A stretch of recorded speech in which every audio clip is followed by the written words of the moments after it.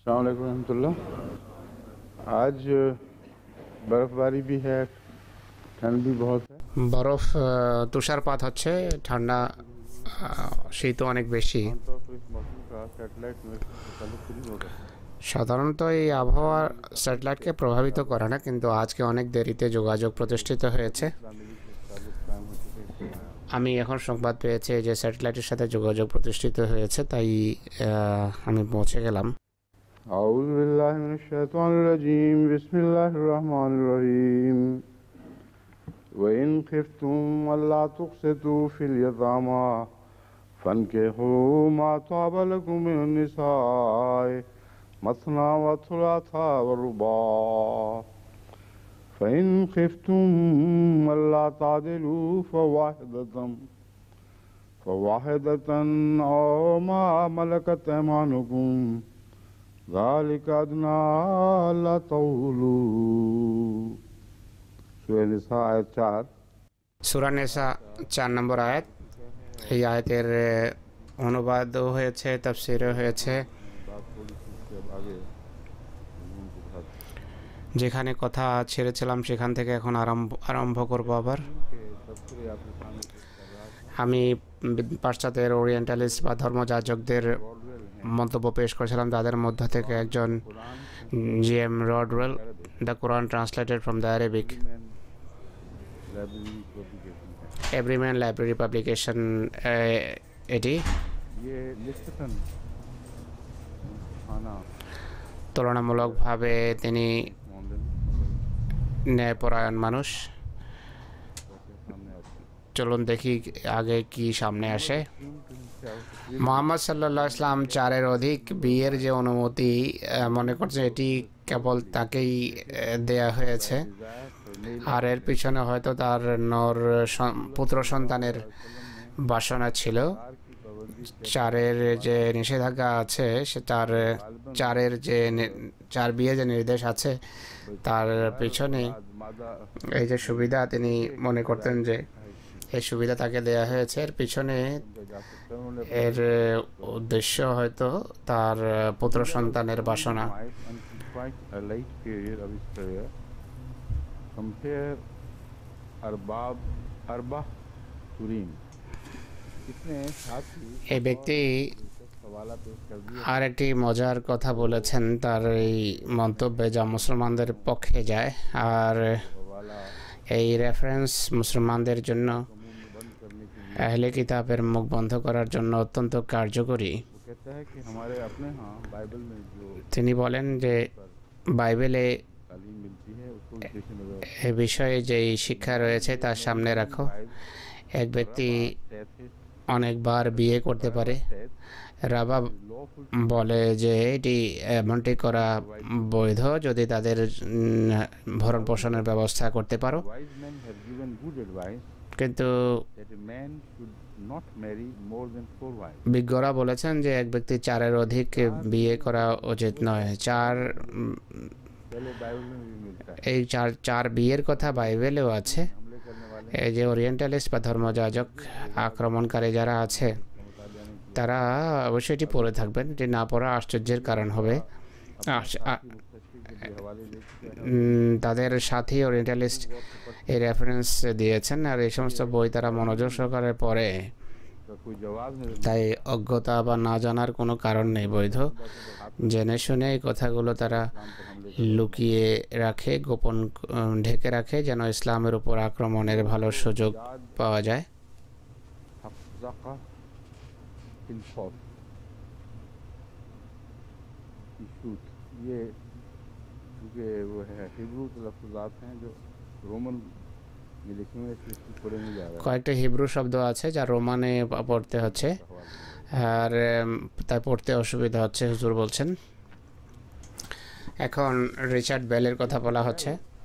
कहते हैं marriage with affair রাসূলুল্লাহ সাল্লাল্লাহু আলাইহি সাল্লাম যে বিয়ে করেছেন একাধিক, আসলে এর পিছনে কারণ হলো ইয়েতিমদের প্রতি সুবিচার করা, তাদের সম্পত্তি অবহেলিত হচ্ছিল বা অন্যায়ভাবে মানুষ হরণ করছিল। widowed mother of orphan children or of the orphan girl herself for the possibility that child marriage may be contemplated, it would then become the husband's personal interest to see that the property was looked after. সেই এতিমের সম্পত্তির দেখাশোনা Several wives আর উদ্দেশ্যে and perhaps 4 the Putawaya বা 4 পর্যন্ত বিয়ের অনুমতি দিয়েছেন রাসূলুল্লাহ সাল্লাল্লাহু আলাইহি সাল্লাম।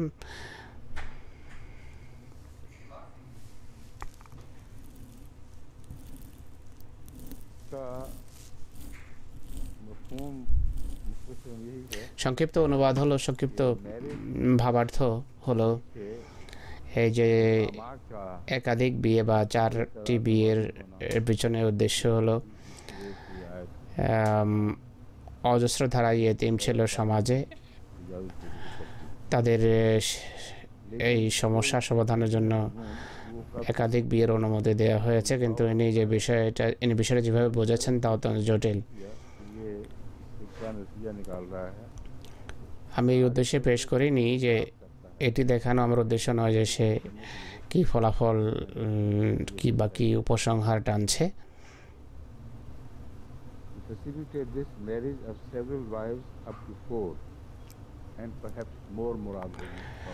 এই উদ্দেশ্যে 4 বা 4-এর অধিক বিয়ের ইসলামে অনুমতি আছে এটি বলতে চাচ্ছেন তিনি। এতিম এবং বিধবা সমস্যার সমাধান হলো এর উদ্দেশ্য।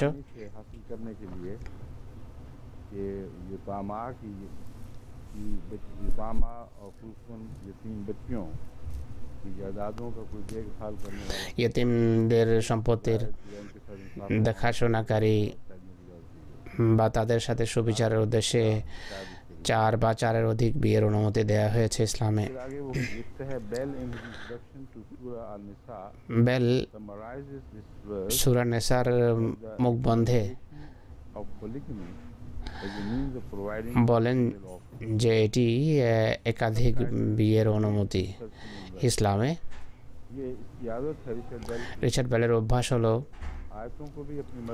বিভিন্ন আয়াতকে ইচ্ছা মতো এদিক সেদিক নিয়ে যায়, এক জায়গা থেকে উঠিয়ে আরেক জায়গায় রাখে যেন আল্লাহ তাকে অনুমতি দিয়েছেন এমনটি করার, আর অনর্থক বিনা কারণে আয়াতের ভিন্ন ভিন্নভাবে সংখ্যায়িত করেছে। আর এখানে অনর্থক যা বলছে তা হলো যে মহিলা তোমার কাছে ভালো লাগে তাদের মধ্য থেকে 1, 2, 3 বা 4 জনকে বিয়ে করো, কিন্তু যদি আশঙ্কা করো যে তাহলে শুধু একটি বিয়ে করো এবং তোমার ডান হাত যাদের মালিক হয়েছে তাদের মধ্য থেকে বিয়ে করো, আর এইভাবে তুমি বেইনসাফি থেকে মুক্ত থাকতে পারবে। এরপর ইনি বলেন এই আয়াত মুসলমান সমাজকে সম্বোধন করে। এর অর্থ এই নয় যে তত্ত্বাবধায়ক বা নিগরান তাকেই 3টি, 4টি বা 5টি বিয়ে করতে হবে। বহু বিবাহের এই যে নিয়ম এটি সমাজের সমস্যার অনেকটা সমাধান করতে পারে, কিন্তু বিধবা বা এতিমদেরকে তাদের মৌরানা থেকে বঞ্চিত করা যাবে না। কিন্তু তারা যদিও এটি চাওয়ার ক্ষমতা রাখে না। এই আয়াতের মধ্যবর্তী অংশ ইন খাইফতু আল্লাহ তা'দিলু ফাওয়াহিদা, এটি বিয়েতে নয় বরং এতিমদের সম্পত্তির ব্যাপারে এসেছে। এটি তার কথা অনুসারে তিনি বলছে এটি আয়াতে পরে যোগ করা হয়েছে, এটি মূল আয়াতের অংশ নয়। সে ইনসাফের সাথে কথা বলতে বলতে হঠাৎ করে অবিচার বা অন্যায় করে বসলো। সে বলে যে ঠিক আছে সব কিছু বুঝলাম, কিন্তু আয়াতের যে শেষ অংশ আছে যাতে বলা হয়েছে যে ইন খাইফতুম আল্লাহ তা'দিলু, যদি এই আশঙ্কা থাকে যে তোমরা সুবিচার করতে পারবে না তাহলে 4 বিয়ে করার দরকার নেই বা একাধিক বিয়ে করবে না, বরং একটি বিয়েই করে যথেষ্ট মনে করবে। ইনি বলছেন যে আয়াতের অংশ পরে যোগ করা হয়েছে আয়াতের সাথে। কোনো কারণ নেই এই কথা বলার, কোনো নীতির ভিত্তিতে কথা বলেনি। ইনি স্বাধীনভাবে মুখে যা আসে তাই বলে। আল্লাহর কালাম সম্পর্কে আল্লাহর স্টাইল যেন অবলম্বন করছে। সে মনে করছে না এটা এরকম নয়, আমি জানি এটা এরকমই হওয়া উচিত। আরও অনেক আয়াত সম্পর্কে সে এমন কথাই বলেছে যে রিচার্ড বেলে নিজের ব্যক্তিগত অভ্যাস। এখন মন্টগমরি ওয়ার্ড কি বলে তা শুনুন। will not act justly towards the orphans. Verses 4 An-Nisa. সূরা নিসা 4 নম্বর আয়াত সম্পর্কে आरबी की ट्रांसलेशन पर कंपेनियन भी उसने लिखा আরবির ট্রান্সলেশন সম্পর্কে তিনি যা লিখেছেন তাতে আছে যে and similar practices in Medina. মদিনাতে বহু স্বামী এবং এই ধরনের অনেক সামাজিক রীতি ছিল, প্রচলন ছিল। ইনি বহু স্বামীর যে বিধান, এই শব্দটি এই শব্দের যতটুকু সম্পর্ক আছে আমি জানি যে এটি বহু স্বামীর জন্য ব্যবহার হয় পলিএন্ড্রি, একাধিক স্ত্রীর জন্য পলিগ্যামি ব্যবহার হয়। আমি কালকে গিয়ে এই শব্দ খুঁজে দেখেছি, সর্বত্র একাধিক স্বামী রাখার জন্য পলিএন্ড্রি ব্যবহার হয়, আর পলিগ্যামি ব্যবহার হয় বহু বিবাহের জন্য। স্কটল্যান্ডের ইংরেজি কি ভিন্ন নাকি ইনি জেনে শুনে এমনটি করছেন তা আমি জানি না। একজন পুরনো লেখক যিনি ইসলামের বিরুদ্ধে বেশ কয়েক প্রজন্মকে প্রস্তুত করেছে, তার সম্পর্কে এই কথা বলা যে ইংরেজি জানে না, এটি আশ্চর্যের বিষয় হবে যদি এমনটি বলা হয়। জেনে শুনে পলিএন্ড্রি শব্দ বহু স্বামী রাখার বিধান এই সম্পর্কে বিতর্ক করছে। একাধিক স্ত্রীর জায়গায় একাধিক স্বামীর কথা বলছেন, নিজেই কাল্পনিক কোনো কথা বলছেন। যেন পুরো সমাজে নাকি মদিনাতে এই রীতি ছিল। এই আয়াতগুলো সেই প্রচলনের কথা উল্লেখ করেনি, সেই প্রচলন নিজের জায়গাতেই ছিল। ইনি এই ধারণা সৃষ্টি করতে চাচ্ছেন মানুষের মাথায়, কিন্তু একটা বিপরীত কথাও বলছেন যা এর নিজের অবস্থানের বিরুদ্ধে যায়। There were still many traces of polyandry and similar practices in Medina. The unjust treatment of girl orphans presumably consisted in keeping them polyandrous. এই যে অন্যায় আচরণ হয় সেই সমাজে সম্পদের প্রেক্ষাপটে নয়, বরং ইয়েতিম মেয়েদের একাধিক স্বামী গ্রহণ করতে বাধ্য করো না। আল্লাহ বলছেন যে অন্যায় করো না, একাধিক স্বামী গ্রহণ করতে বাধ্য করো না, বরং তোমরা তাদেরকে বিয়ে করো, স্ত্রী হিসাবে নাও। অথচ কোরআন বলছে যে ইয়েতিম মেয়েদের একাধিক, সে বলছে যে কোরআন অনুসারে ইয়েতিম মেয়েদেরকে একাধিক স্বামী বরণে বাধ্য করো না, বরং তোমরা তাদেরকে বিয়ে করে নিও। আর বিদ্বেষের কারণে এর চোখ অন্ধ হয়ে গেছে শত্রুতাবশত। Subject not to any husband but to the guardian, who doubtless would make some profit from this arrangement.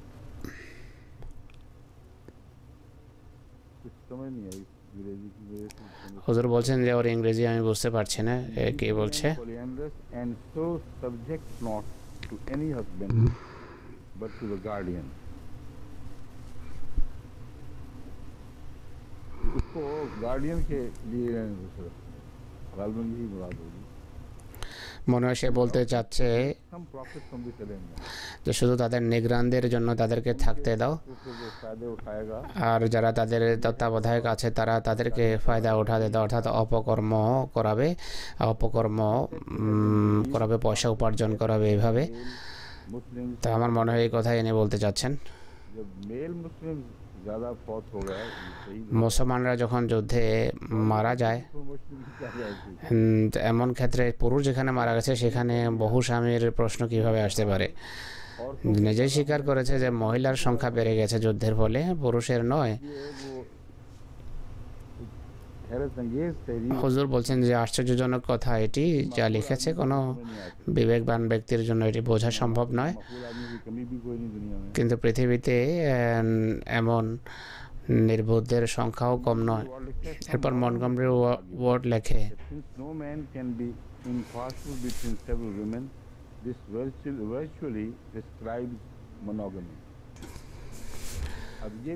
তার এই যে কথা এটিও সম্পূর্ণভাবে মিথ্যা। এত বড় আলেম तो इल्म ना हो कि সে क्लासिकल এটি সে জানে না যে পুরনো ক্লাসিক্যাল আলেমেরা এই কথাই বলেছেন। चाहता है कि पिछले तमाम जो সে আসলে এই কথা বলতে চাচ্ছে যে পূর্বের সমস্ত মুফাসসির एक ने বা মুফাসসিরদের কোনো একজনও अगर तुम्हें এই কথা বলেননি যে যদি ইনসাফ করতে না পারো তাহলে শুধু একটি বিয়ে করো, অথচ সবাই এই কথা লিখেছেন।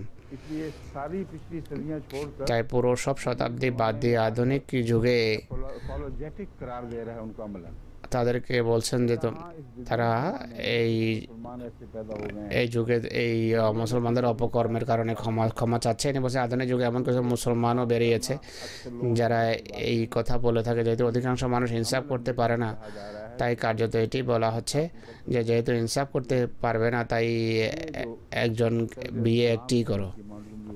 ইনসাফ করা সম্ভব হবে না তোমাদের জন্য, তাই বিয়ে একটি করো। तागीज़ बना के भेजे जाते অনেক আরব যুবরাজকে তার কাছে পাঠানো হয় ছাত্র হিসাবে ইসলাম শেখার জন্য। অনেক এমন ঘটনা অনেক ঘটেছে, बारहा भेजे गए বারবার এমন আরব যুবরাজ এসেছে তার কাছে ইসলাম শেখার জন্য। यही शुरू हो जाए এখন ভেরি সাহেবের কথা শুনুন। सामना पड़ेगा अल्लाह रहम करे। হুজুর বলছেন যে নিজেকে নিয়ন্ত্রণ করতে হবে, নিজের ক্রোধ নিয়ন্ত্রণ করতে হবে। এর উদ্ধৃতি পড়তে গিয়ে अपने जज्बात को काबू रखना बड़ा मुश्किल काम এমন সময়ে আবেগ নিয়ন্ত্রণ করা যথেষ্ট কঠিন ব্যাপার। है। সূরা নেসার 4 নম্বর আয়াত সম্পর্কে ইনি কি বলছেন শুনুন। That you shall not যদি তোমার আশঙ্কা থাকে যে তুমি এতিমদের সাথে ইনসাফ করতে পারবে না, এতিম মহিলাদের, তাহলে এমন মহিলাদের বিয়ে করো যাদেরকে তোমরা পছন্দ করো, 2, 3 বা 4 জন বিয়ে করো, এর বেশি নয়। কিন্তু যদি তোমার আশঙ্কা থাকে যে এত one only এদের সবার সাথে ইনসাফ করতে পারবে না, তাহলে একজনকে বিয়ে করো আর সেই কৃতদাসদের বিয়ে করো যাদের তুমি হস্তগত করেছো। from righteousness। আর আর এর ফলে তুমি তাকওয়া থেকে বিচ্যুত হবে না, তাকওয়ার উপর প্রতিষ্ঠিত থাকবে। এখন ইনি নোট লিখছেন এই আয়াত সম্পর্কে। Theory that women can never মুসলমানদের থিওরি হলো or circumstances be trusted। মহিলাদের কোনো পরিস্থিতিতে কখনো বিশ্বাস করা যাবে না, এটি মুসলমানদের থিওরি। হুজুর বলছেন এই থিওরি কোত্থেকে উনি বের করলেন। बेचारियां जिनका अम्बाल जिनके এমন মহিলা যাদের সম্পত্তির কোনো হেফাজত নেই, হেফাজত না থাকার কারণ হলো পুরুষ নির্ভরযোগ্য নয়। এই কথার সহজাত ফলাফল এটি দাঁড়ায়।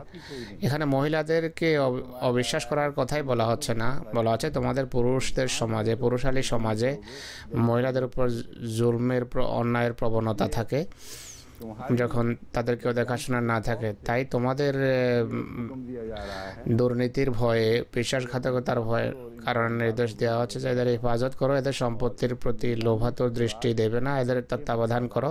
তত্ত্বাবধানের অর্থ হলো তাদের স্বার্থের তত্ত্বাবধান করো। दिया है कि निगरानी को बदल के कुछ और माने बना दिया। এখানে সে তত্ত্বাবধানকে পরিবর্তন করে নিজের ইচ্ছামতো একটা বাক্য বানিয়েছে।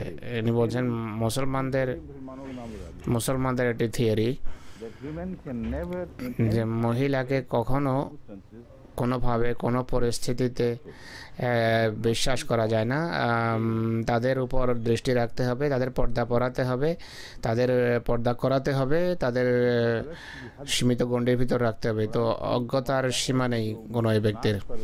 কোরআন বলছে যারা সতীসাধ্যীদের বিরুদ্ধে অপবাদ আরোপ করে তাদের প্রতি খোদা অসন্তুষ্ট। नहीं ला सकते আর যে 4 জন সাক্ষী উপস্থাপন করতে পারে না, যে 4 জন সাক্ষী উপস্থাপন করা তো কঠিন, যে 4 সাক্ষী উপস্থাপন করতে পারে না তাকে 80 বার বেত্রাঘাত করা। এভাবে আল্লাহ তাআলা মহিলাদের সম্মান সম্ভ্রমের হেফাজত করেন, কোনো হতভাগা যেন অপবাদ আরোপের ধৃষ্টতাই না দেখায়।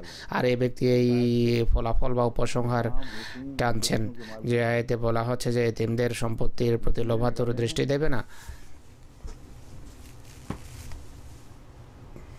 in any time women can never in any time place or circumstances be trusted। they must be watched हर वक्त उनके ख्याल তাদের উপর সবসময় চোখ রাখবে। কোরআন অথচ কোরআন বলে যে ওলা তাজাসসু, সমাজে কারো বিরুদ্ধে কারো ছিদ্রান্বেষণ করবে না বা দুর্বলতা সন্ধান করবে না। আর এই ব্যক্তি বলছেন যে পর্দা করাতে হবে, হুজুর বলছেন অবশ্যই পর্দা করাতে হবে। আর তাদের নাকি সবসময় সন্দেহের দৃষ্টিতে দেখতে হবে ইসলাম নাকি এই কথা বলে। Included. তাদের Society से उनको अलग रखो. সমাজ থেকে বিচ্ছিন্ন করে রাখো। These days, when so much আজকাল ইসলামের নৈতিক বা আখলাকি শিক্ষা সম্পর্কে অনেক বড় বড় কথা বলা হয়, আমরা এই সম্পর্কে কিছু বলবো, যদিও এটি we felt অপছন্দ মানে অপ্রিয় হবে, কিন্তু polygamy has not আমরা এই কথা বলতে বাধ্য হব যে বহু বিবাহ মুসলমানদের ভিতর যে নির্লজ্জতা আছে, हम पहले সেই লজ্জাহীনতাকে এখনো কমাতে পারেনি। भी ইসলামের কে নৈতিক শিক্ষার হেফাজতকারী হিসাবে, সুরক্ষাকারী হিসাবে পেশ করা হয়, बिल्कुल गलत है। কিন্তু এটি ভুল কথা। ভেরি সাহেব বলছেন বহুবিবাহের যতটুকু সম্পর্ক আছে, একাধিক বিয়ের যতটুকু সম্পর্ক আছে, তা মুসলমানদের ভিতর মুসলমানদের চরিত্রকে আদৌ উন্নত করতে পারেনি বা লজ্জাবোধ সৃষ্টি করতে ব্যর্থ হয়েছে। Nor have we any আমাদের এই কথা বলতে কোনো দ্বিধা নেই যে ইসলাম 4টি বৈধ as many as 4 laws বিয়ে করার অনুমতি দিয়েছে, কিন্তু অগণিত দাসীও সাথে রাখার অনুমতি আছে, যাদের in no way necessary কোনোভাবে বিয়ে করাও যাদেরকে বিয়ে করাও আবশ্যক নয়। state of things. আর এটি One of the darkest অনেক সমস্যার কারণ হয়েছে, আর এটি ইসলামের বা কোরআন শরীফের আয়াতের উপর অনেক বড় একটি কালিমা। बयान कर देना जरूरी समझते हैं। তিনি বলছে আমরা এই কথা বলা জরুরি মনে করি যে, हमको इसमें আর এই কথা বলতে আমরা দ্বিধা করব না कि 4 शादियों की अब तो 4 तक की शादियों की इजाजत देने से 4টি বিয়ের অনুমতি দেয়া আর যে কোনো সংখ্যায় দাসী রাখা বা দাসীর সাথে দৈহিক সম্পর্ক স্থাপনের যে শিক্ষা রয়েছে, সেই শিক্ষার ক্ষেত্রে কোনো আইন কানুনের किसी किस्म का कोई সুযোগ নেই कानूनी सहारा ढूंढने की जरूरत বা তারা কোনো আইনের আশ্রয়ও নিতে পারে না বা প্রথাগত কোনো ব্যবস্থা নেওয়ারও প্রয়োজন হয় না তাদের সাথে সম্পর্ক স্থাপনের জন্য। কোরআনের এই যে শিক্ষা, এর ফলশ্রুতিতে तो बेहयाई फैली है। যে নির্লজ্জতার বিস্তার ঘটেছে, करीम के এটি কোরআনের অনেক আয়াত, অনেক কালো যে আয়াত আছে, সেই কালো আয়াতগুলোর ভিতরে এটি সবচেয়ে বেশি কালিমা লিপ্ত। कि वो कहता है और the slaves, it is not even necessary that a Muslim have even one lawful wife. মুসলমানদের जो एक বৈধ স্ত্রী এক বিয়ের কথা যে আছে, এটি কথা প্রসঙ্গেই কেবল এসেছে। মুসলমানদের এক বিয়েরও প্রয়োজন নেই।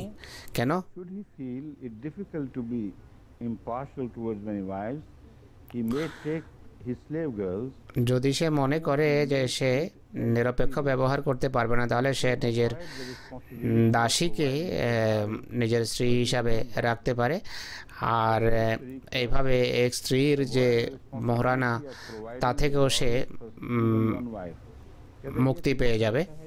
তো এই রীতি এমন अदा करने से बिल्कुल बच যে রীতির অনুসরণ করলে তাকে আর মহারানা দিতে হয় না। আর দাসীদের সাথে যদি দৈহিক সম্পর্ক স্থাপন করে, তার আর বিয়ের দরকার কি? এটি সবচেয়ে সস্তা একটি রীতি।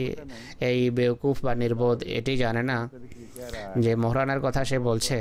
मांग को पड़ता है। মুসলমানদের উপর অনেক বড় একটি ট্যাক্স এটি। सही बयान की जाती আজও है। पुराने जमाने में 32 টাকাই বলা হয়। तौफीक एक खजूर আর পুরনো যুগে সাধ্য অনুসারে এক খেজুর দিয়েও মানুষ বিয়ে করত। करा देना हक তাই এটিকে মহারানাকে বিয়ের মানি আখ্যা দেয়া, এটি অজ্ঞতা। जिसमें हर इंसान अपनी इस्तात के मुताबिक আসলে মহারানা হলো প্রত্যেক মানুষের দায়িত্ব, নিঃসাধ্য অনুসারে কিছুটা দায়িত্ব পালন করে এবং এক মহিলাকে তার যা আছে তা থেকে কিছু দেয়, जो अहमद এটি মহারানা।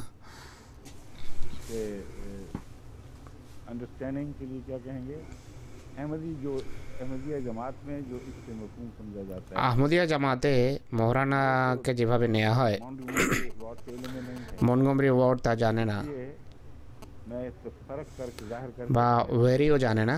जरा करूँगा। আমি স্পষ্ট করে তারপর এই সম্পর্কে আলোচনা করব। ऐसा नहीं कि जमात अहमदिया के नज़दीक আহমদিয়া ये है মুসলিম জামাতের মতে दफा किसी को ब्याही जाए কোনো মহিলার যখন বিয়ে হয়, तो अलग होने की বিয়ের পর যদি কোনো কারণে তালাক হয়ে যায়, তাহলে তার যেন কিছু আর্থিক ये चूंकि एक तभी बात স্বাচ্ছন্দ্য থাকে, আর্থিক দিক থেকে সে যেন অসহায় না হয়। এক মহিলা যদি ज्यादा होती है আম, शादीशुदा हो जाए तलाक हो অবিবাহিত হয়, তার একটা মূল্য থাকে, তার চাহিদা বেশি থাকে। বিয়ে হয়ে গেলে, তালাক বা খোলা হয়ে গেলে মূল্য কমে যায়। এমন ক্ষেত্রে कमाने की जिम्मेदारी সমাজে डाली गई বেশিরভাগ ক্ষেত্রে উপার্জনের দায়িত্ব যেহেতু পুরুষের, इंसानात আর মহিলার উপার্জনের সুযোগ কম, সম্ভাবনা কম, তাই তার কাছে ব্যক্তিগত কিছু অর্থ থাকা চাই। की वजह से এই দৃষ্টিকোণ থেকে হযরত মুসলিম মওদ রাদিয়াল্লাহু আনহু संवाद किया कि अगर एक ব্যাখ্যা করতে গিয়ে বলেছেন যে যদি কোনো স্বামী आमद বছরের के तौर पर लिखवा सके तो ये औला है এক বছরের আয় মোহরানা হিসাবে দেয় তাহলে এটি ভালো। ন্যূনতম 6 মাসের অবশ্যই তার দেওয়া উচিত। বছরের অর্থ করেছেন এই জন্য साल तक যে কোরআন কারীম को या 1 বছর পর্যন্ত বিধবাকে निकालने की इजाजत नहीं दी ঘর থেকে বের করার অনুমতি দেয়নি। সে বিধবা যদি নিজে চলে যায় তাহলে ভিন্ন কথা। किसी और चीज से इस्तेमाल এটি বা অন্য কোনো কারণে ব্যাখ্যা করতে গিয়ে তিনি এই শিক্ষাকে সামনে রেখেছেন। के साथ তিনি বলেন যে মোহরানাকে হাসি ঠাট্টার উপকরণ করে নেয়া, সামান্য মোহরানা দেয়া औला এটি ঠিক নয়। আমাদের জামাতের জন্য ভালো হবে এক ব্যক্তি যদি নিজের 1 বছরের আয়ের সমান অর্থ মোহরানা হিসাবে নির্ধারণ করে, বা নিদান পক্ষে 6 মাসের আয়। 6 মাসের কথা এই জন্য বলেছেন যে की कमाई में 6 মাসের सिर्फ औरत हकदार हो আয় যদি শুধু बन जाएगी মহিলা পায় তাহলে সেটি তার कमाई में 1 বছরের আয়ের সমান হবে। आता है वो 2 के लिए कम से कम पूरा उतरना चाहिए পুরুষ যা আয় করে তা দুজনের জন্য যথেষ্ট হওয়া উচিত। মহিলাকে যদি 6 মাসের আয় দেয় তা তার 1 বছরের জন্য যথেষ্ট হওয়া উচিত, এটি ন্যূনতম। আর সর্বোচ্চ 1 বছরের আয় মোহরানা হিসাবে নির্ধারণ করতে পারে, আর এর বেশিও দেওয়া যেতে পারে। कहना चाहिए ऑप्टिमम 1 साल मुकर्रर किया है कम से कम 6 সর্বোচ্চ 1 বছর আর ন্যূনতম 6 মাসের আয় মোহরানা নির্ধারণ করেছেন। আর এটি নির্ধারণের পিছনে কোরআনের আয়াত রয়েছে। তিনি औरत को माली तहफ़्फ़ुज़ात মোহরানার পিছনে যে প্রজ্ঞা আখ্যা দিয়েছেন তা হলো এক মহিলা যেন আর্থিক নিরাপত্তা অনুভব করে। पूरी वाक़ से जानता है এটি মনগমরি ওয়ার্ড জানে না। মনগমরি ওয়ার্ড যা জানে তা হলো আমাদের সমাজে যে প্রচলিত ইসলাম আছে সেই ইসলাম সম্পর্কে সে জানে কেবল। सदियों में पनपा है মধ্যযুগের ইসলাম এরই কথা এগুলো। जो कहते हैं हम सवाद आज़म के नुमाइंदे যারা আজকের মানুষ বলে যে আমরা সংখ্যাগরিষ্ঠ শ্রেণী, তারা মধ্যযুগীয় লোকদের শিক্ষায় প্রভাবিত। আর মনগমরি ওয়ার্ডও মধ্যযুগীয় লোকদের বই পুস্তকই পড়েছে, সে ভালো জানে যে মোহরানা সম্পর্কে उलमा অধিকাংশ আলেম इस बात के हक में गए हैं कि कुछ भी मुकर्रर এই কথা বলেন যে যাই यहाँ तक कि कोई ऐसी चीज़ दे दी जाए হোক না কেন নির্ধারণ করতে হবে মোহরানা হিসাবে। 30 रुपए এমন কোনো জিনিস মোহরানা হিসেবে দেওয়া যেতে পারে যার মূল্য আজকের বাজারে 32 টাকার সমান হবে, অর্থাৎ में ज़्यादा कुछ अबाउट 75 फीस से लेट से हैं 70 পেন্স দাঁড়ায় ব্রিটিশ মুদ্রায়। हो जाए अगर तो जायज़ है আজকের যুগে 70 পেন্স যদি দেওয়া হয় তাহলে এটি যথেষ্ট। আর আজ পর্যন্ত এই রীতিই চলে আসছে। इसलिए कहता है कि वो बचाने की खातिर लौंडी এই ব্যক্তি বলছে যে এই 70 পয়সা বাঁচানোর জন্য দাসীর সাথে সম্পর্ক স্থাপন কত সহজ এ জানে না যে দাসী তো বাজারে পাওয়া যায় না বা জঙ্গলে তো পাওয়া যায় না, সেখান থেকে গিয়ে উঠিয়ে নিয়ে আসো।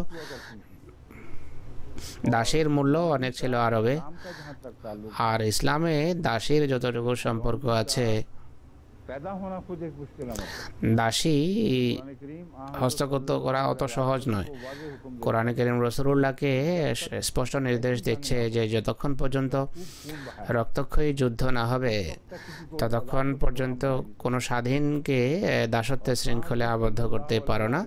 মহানবী সাল্লাল্লাহু আলাইহি ওয়াসাল্লাম স্পষ্টভাবে आज़ाद इंसान को गुलाम बनाने के এক खिलाफ স্বাধীন মানুষকে দাসত্বের শৃঙ্খলে আবদ্ধ করার বিষয়ে কঠোরভাবে সতর্ক করেছেন এবং আযাবের সংবাদ দিয়েছেন। কোনো ব্যক্তি যদি স্বাধীনকে দাসত্বের শৃঙ্খলে আবদ্ধ করে সে আল্লাহর ক্রোধভাজন হবে। এই শিক্ষার বর্তমানে দাসীরা আসবে কোত্থেকে? और अगर बाहर की बनी हुई আর रानियां যদি खरीदी जा रही বাহিরের দাসী যদি ক্রয় করা হয়, সেই যুগের প্রচলন ছিল, এর জন্য টাকা দিতে অনেক, इस दौरी से कहीं ज़्यादा সেই होता পয়সা এই মোহরানা থেকে অনেক है। বেশি। इसका सारा তাই इस्तेमाल जो এর फरमाना পুরো है ব্যাখ্যাই হলো আহমকের बात ব্যাখ্যা। करता है तो বিদ্বেষের বশবর্তী হয়ে যখন সে কথা বলে, সে ভুলে যায় इस्लामी फिका क्या যে कहती है, ইসলামী इस्लामी ফিকা रिवाज কি क्या বলে, कहती है, ইসলামী আচার ज़माने की আচরণ কি तारीख বলে, সে যুগের क्या ইতিহাস बनकर हमारे কি सामने দৃশ্য আমাদের সামনে তুলে ধরে। लौंडियाँ সুতরাং अमीरों की नखरे थे হ্যাঁ, দাসী রাখা এটি ধনীদের के तौर पर একটা রীতি ছিল, যে বিরল দৃষ্টান্ত হিসাবে সমাজে দেখা যেত। कि गुरबा को আর সমাজের বেশিরভাগ শ্রেণী তো দরিদ্র। ये कहना कि गरीब তাই একথা বলা शादी की जरूरत যে গরিবদের বিয়েরই প্রয়োজন নেই, তারা দাসী के बाजार में দিয়ে চালাতে পারে, যেভাবে যেন দাসী বাজারে পাওয়া যায়। बिल्कुल जहलाना এটি অজ্ঞতাপ্রসূত একটি ধারণা, আর তার এই ধারণার পিছনে কোনো বাস্তবতা নেই। সত্যিকার অর্থে के ज़माने में রসুল্লাহর যুগে যেই যুদ্ধ হয়েছে, সেই যুদ্ধে খুব অল্প সংখ্যক দাসী এসেছে বন্দী হিসাবে। मुसलमान सोसाइटी আর মুসলমান সমাজে মুসলমানের সংখ্যা ছিল এর তুলনায় অনেক বেশি, সমাজ ছিল অনেক বড়। सवाल उठाया जा তাই এই যে প্রশ্ন ওঠানো হচ্ছে, फैक्ट से अलग करके ঐতিহাসিক বাস্তবতাকে উপেক্ষা করে পরিসংখ্যানকে সামনে না রেখে এই আপত্তি করা হচ্ছে। সূরা নিসা मुसलमा है कि 2 3 से लेकर 5 तक এটি স্বীকৃত কথা যে এই সূরা 3 থেকে 5 হিজরির ভিতর অবতীর্ণ হয়েছে। 5 হিজরি পর্যন্ত আহজাবের যুদ্ধ হয়নি, ও কেবল ওহদ এবং বদরের যুদ্ধ হয়েছে। अब आप बताइए এখন বলুন, ओहद और बदर में ওহদ এবং বদরের যুদ্ধে কতজন দাসী মুসলমানের হাতে এসেছে? বদরের যুদ্ধে हमलावर थे वो আক্রমণকারীরা বাহির থেকে এসেছে, আর গুটি কত মহিলা যারা গান গাওয়ার জন্য এসেছিল, রণ রণ भाग गई थी রণসঙ্গীত গাইতে এসেছিল, তারা ছাড়া আর কোনো মহিলা ছিল না যারা পালিয়ে গিয়েছিল। আর ওহদের চিত্র আপনাদের সামনে স্পষ্ট।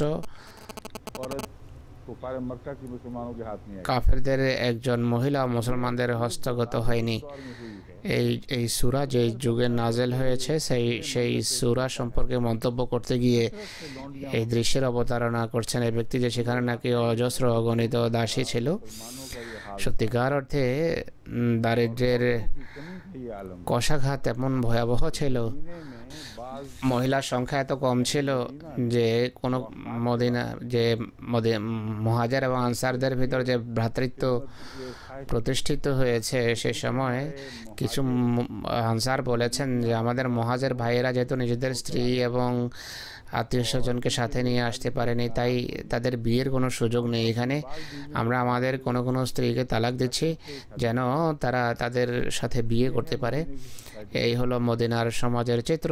और गुर्बत का ये आलम আর দারিদ্র্যের চিত্র দেখুন। जो मस्जिद नबी में বেশ কয়েক শত মানুষ মসজিদে নববীতে থাকতো, তাদের খাবারের কোনো ব্যবস্থা ছিল না, রসদের কোনো ব্যবস্থা ছিল না। রসদের ঘরে দিনের পর দিন চুলা জ্বলতো না। আল্লাহ যদি কোনো জায়গা থেকে তোফা পাঠাতেন, সেই তোফার অপেক্ষা থাকতো। তো আহজাবের যুদ্ধ পর্যন্ত ছিল এই পরিস্থিতি। ক্ষুধায় অনাহারে সাহাবারা পেটে পাথর বেঁধে রেখেছিলেন। এই দুর্ভাগা, এই হতভাগারা কিভাবে कोई उधर नहीं है कि लाइलमी में ভয়াবহ আক্রমণ করে, এটি বলা যাবে না যে অজ্ঞতাবশত এরা আক্রমণ করছে। ইতিহাসের প্রতিটি পাতা তাদের সামনে স্পষ্ট। তারা জানে মুসলমান কী অবস্থায় জীবনযাপন করছিলেন, তখন তারা এই তির্যক হামলা করে।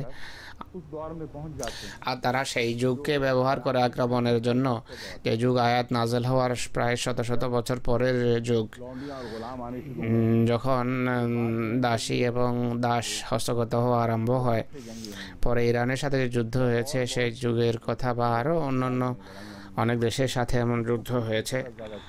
সেই সময় দাস দাসী হস্তগত হতো। মুসলমানদের এই আয়াত যখন নাজেল হয়, এই ব্যক্তি বলে যে এই কালাম রসুলুল্লাহর, আল্লাহ তাআলার বাণী নয়, কোরআন শরীফ। যদি রসুল্লাহরই কথা হয়ে থাকে তাহলে তিনি কীভাবে জানতে পারলেন যে পরে এমন দাসীরা মুসলমানদের হস্তগত হতে যাচ্ছে? তাই এটি মিথ্যা, এই বিদ্বেষ, পক্ষপাত, দুষ্ট কথা, এর কথার আর কোনো মূল্যই নেই। এটি আরও বলে যে এক বিবিকেও মোহরানা দিতে হবে না, তাই দাসী যত সংখ্যক দাসী রাখো, অসুবিধা কি? আবার বলে যে মোহাম্মদ সাল্লাল্লাহু আলাইহি ওয়াসাল্লাম নিজে আইন বা শরীয়তের শিক্ষা নিজের জন্য আবশ্যক মনে করতেন না। 32 নম্বর সূরা আর 49 নম্বর আয়াত। ইসলামের জান্নাতেও অগণিত বিবাহের শিক্ষা দেখা যায়, অগণিত বিবাহের কথা আছে, বা অগণিত স্ত্রী রাখার অনুমতির কথা বলা আছে ইসলামী জান্নাতে। জান্নাতকেও সে ক্ষমা করছে না। দেখো, এদের চার বিয়ে বা চারের অধিকের বিয়ের এমন প্রবল বাসনা যে জান্নাতেও তারা বহু বিবাহের দৃশ্য সৃষ্টি করেছে। পরে বাক্য শুনুন, আকাশের নিচে এমন কোনো দেশ নেই যেখানে এমন যৌন যথেচ্ছাচারিতার দৃষ্টান্ত আপনি দেখবেন যতটা মুসলমান শাসিত দেশে দেখা যায়। আকাশের পর্দার নিচে এমন কোনো দেশ আপনি দেখবেন না যার নির্লজ্জতা এবং পাপাচারিতা, যৌন যথেচ্ছাচারিতার সেই দৃশ্য দেশের অবতারণা করবে যতটা কোনো মুসলমান শাসিত দেশে আপনি দেখবেন। মুসলমান শাসিত দেশ ছাড়া অন্য কোথাও এমন যৌন যথেচ্ছাচারিতা আপনি দেখবেন না। এই হলো তার কথার সারাংশ। ভেরিস এখন সেলের কথা আসছে। সেলও ওই ভেরিকে সমর্থন করেছে। সে বলে যে যেহেতু দাসীকে কোনো মোহরানা দিতে হয় না, তার খরচ বহন করতে হয় না স্বাধীনের মতো, তাই এক ব্যক্তি বেশ কিছু দাসী রাখতে পারে এবং একজন স্বাধীন নারীর মোকাবেলায়। তো এটি ঐতিহাসিক তথ্য সম্পর্কে অজ্ঞতা এবং আরব সমাজের তৎকালীন অবস্থা সম্পর্কে অজ্ঞতার কারণে এমন কথা বলে। অজ্ঞতা বলা আসলে কঠিন, কেননা পুরনো বই পুস্তক পড়ার যতটুকু সম্পর্ক আছে, অনেক মুসলমান আলেম থেকে এরা বেশি পরিশ্রম করেছে, বেশি পড়েছে, আর গভীর পড়ালেখা আছে। তারা অনেক পুরনো মুফাসসিরের পাতা তালাশ করেছে আপত্তির উদ্দেশ্যে, তাই অজ্ঞতা তাদের প্রতি আরোপ করা যাবে না। এটি বলা যাবে না যে তারা জানতো না, না জেনে এইসব কথা বলেছে।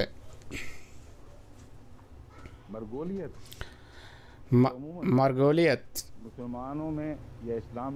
যে মুসলমান এবং ইসলামের দুর্বলতার সন্ধানে থাকে, এই কথা বলা যাবে না যে সে ইসলাম বন্ধু মানুষ, নেতিবাচক ধারণা রাখে। এখানে সে কথা বলতে বাধ্য।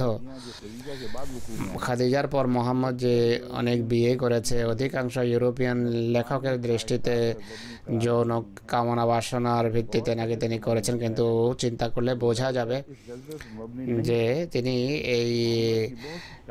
এই আবেগের বশবর্তী করেননি, জাতিগত এবং রাজনৈতিক কারণে বিয়ে করেছেন তিনি। মোহাম্মদ চাইতেন তার বিশেষ সাহাবীদেরকে বিয়ের মাধ্যমে কাছে টানতে, নিজের ভালোবাসার বন্ধনে আবদ্ধ করতে। আবু বকর এবং ওমরের মেয়ের বিয়ে এই ধরনেরই বিয়ে ছিল। অনুরূপভাবে বিভিন্ন শত্রু এবং বিভিন্ন গোত্র প্রধানের মেয়েদের সাথে মোহাম্মদের বিয়ে রাজনৈতিক উদ্দেশ্যে হয়েছে। বাকি বিয়ের উদ্দেশ্য ছিল পুত্র সন্তানের বাসনা, যার তিনি সবসময় আশায় থাকতেন।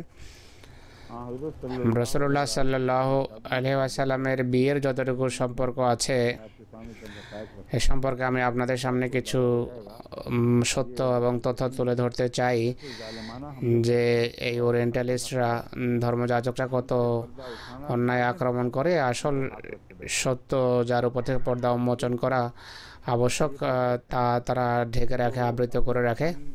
তারা যেভাবে চিত্র তুলে ধরে, তার এক ব্যক্তি मकामात कुरानी की भी खिलाफ वर्जी যে करके কোরআনের নির্দেশাবলীকে ज़्यादा चाहे উপেক্ষা तो করে अपने के लिए कम নিজের জন্য বেশি চায় এবং অন্যদেরকে কিছু দিতে চায় না। इस ज़माने में ज़्यादा से ज़्यादा नस्लानियत इंसानी ख्वाहिशात का मगलूब हो सकता है। 40 साल 40 বছর বয়সে উপনীত হয়ে মানুষের যৌবন ঢলে যায়।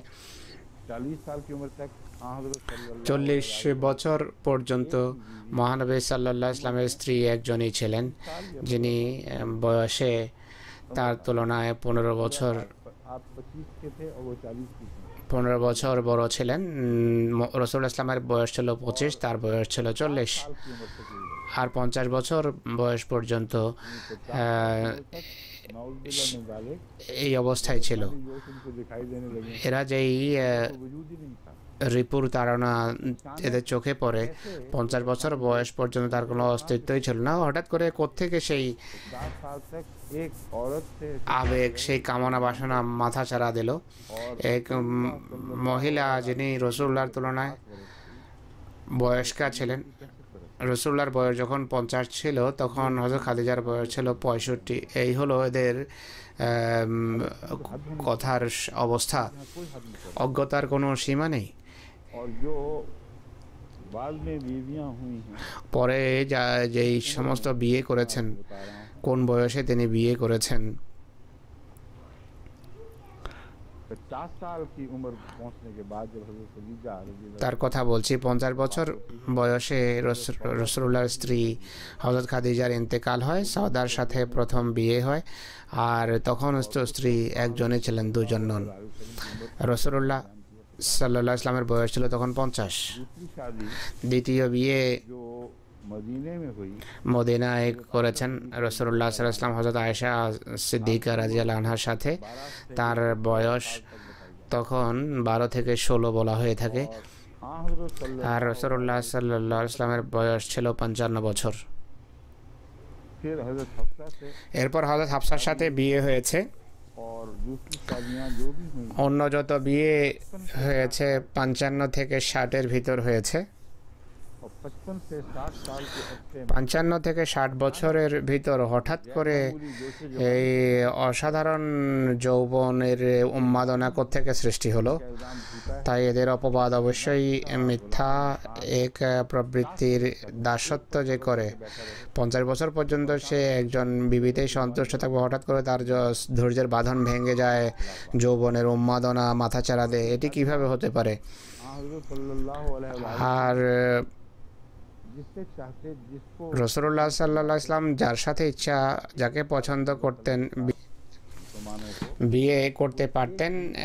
কোনো মুসলমান हकीकत में तरद्दुद মুসলমান রসুল্লাহকে এত ভালোবাসতো যে এক মুহূর্তের জন্য দ্বিধাদ্বন্দ্ব করতো না তারা। আর রাসূলুল্লাহ সাল্লাল্লাহু আলাইহি সাল্লাম बड़ी वाज़ेह और সম্পর্কে এটি অত্যন্ত স্পষ্ট কথা যে बेवा और তিনি ज़्यादा शादी বিধবাদের সাথে বেশি বিয়ে করেছেন বিধবাকে, এবং অবিবাহিত স্ত্রীর সংখ্যা তার কম। बच्चे और भी তো দেখুন, এর পিছনে অনেক হিকমত আছে, অনেক কারণ আছে।